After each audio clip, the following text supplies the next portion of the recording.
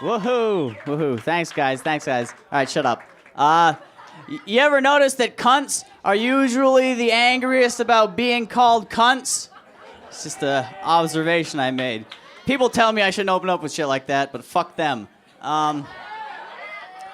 Sometimes I think that maybe Obama got elected because a bunch of illiterate rednecks are in the voting booth. They're like, B-A-M-A... Bama? Hell yeah, I'll vote for Alabama. I didn't even know you could do that. That's good. So 420, that's the weed holiday.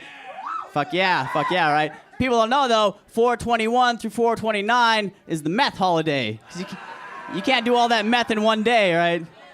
They do, they think it's one day with the tinfoil over the windows. It's hard to tell the passing of time. I don't get laid a lot, and I think I'm fairly attractive, which is worse. It makes it worse, right? Like, if I'm ugly, she wasn't fucking me because I'm ugly. That's simple. I can accept that. But this means girls aren't fucking me for my personality, and I don't know how to deal with that. It's true. Women are good judges of character. That's because I'm an asshole. I drink a lot. I make poor decisions. I get defriended on Facebook a lot. Like this guy, he posts this thing, make sure your kids wear life jackets. Kids don't float. So I left the comment, well, they do when they're dead. Because that's just factual. That's what happens to dead bodies, you know? Yeah, he's not my friend anymore. He ended that one quickly. So the first fight Mike Tyson ever got into, he was 10 years old, and this kid from the neighborhood was fucking with his pigeons, so Mike Tyson knocked that motherfucker out. And to us, that's the first guy Iron Mike Tyson ever knocked out. But to them, dude got beat up by the pigeon kid. And that's fucking embarrassing. You're gonna have a rough high school life with that moniker. You know? Good. So I'm listening to this 911 call. This guy, he put one bullet into his revolver.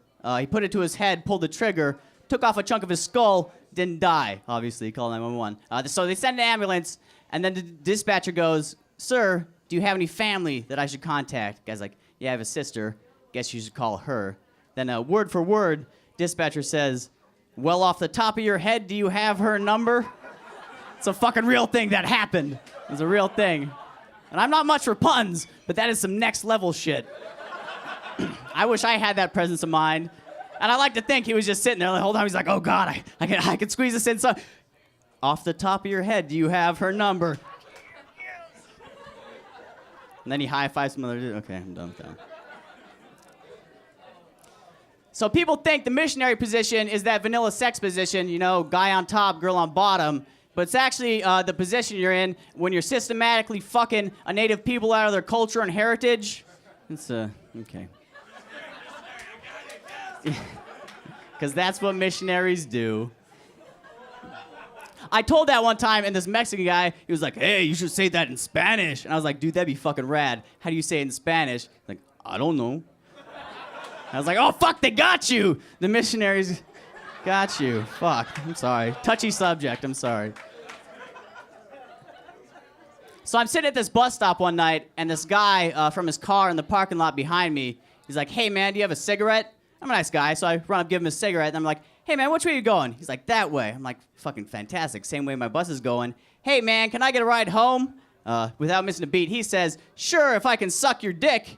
And this confused me, you know, because I'm like, what, I'm driving? Like, what the fuck? Because in zero of my weird sex fantasies has the driver of the car ever blown me. You know, that just seems unsafe, you know? And part of me is like, you have dignity, man. You just take the bus home, hit it hard tomorrow. And a larger part of me is like, you don't have any fucking dignity. Who are you fooling? That's an extra hour of sleep. And even larger part of me is like, this is fucking hilarious. You have to let this man blow you.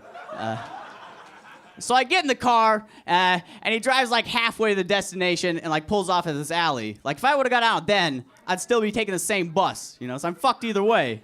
Well, fucked one way, blown the other. And one of those is getting me another hour of sleep.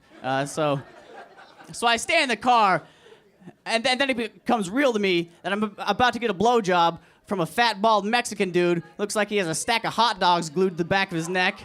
And I never imagined that to be my first gay experience. And then I realized that I've never pulled out a flaccid dick for a blowjob before. That just seems rude, you know? So I'm doing some mental exercises, tits and ass. It was working, you know? I had like a half chub going. But as soon as he pulls it out, like as soon as it touches his hand, it's like a vampire to sunlight, you know? It's like a pouring salt on a slug. It's collapsing in on itself like a dying star. And that's how I know I'm not gay. Like most of you people just figure, I've done the research.